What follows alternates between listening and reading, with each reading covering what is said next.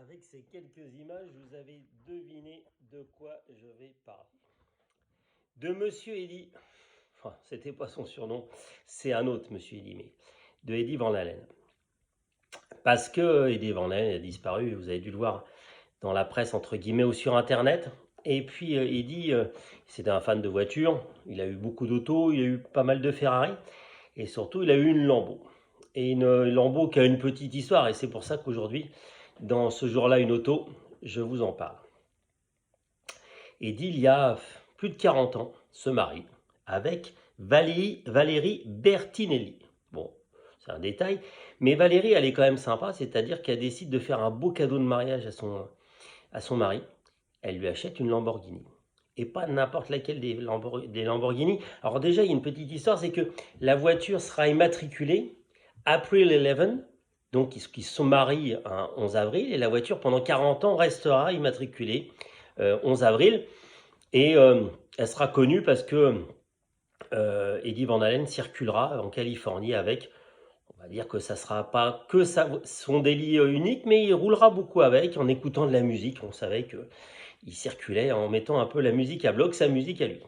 Donc pour revenir à la Lamborghini, donc la petite Valérie, elle fait une commande spéciale chez Lamborghini pour cette voiture et on ne sait pas pourquoi, mais en tout cas, elle la demande avec des grosses ailes, des ailes élargies, et avec des roues plus grosses.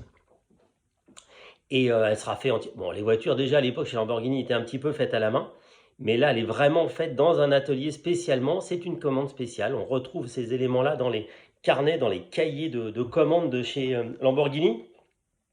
Et pour les fans, c'est les prémices des SV, ces versions qui étaient un peu bodybuildées.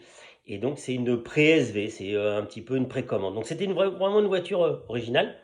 Et puis il y a une deuxième petite histoire qui est attachée à cette voiture, c'est qu'il en était tellement fan qu'il avait décidé qu'elle participerait à une de ses chansons.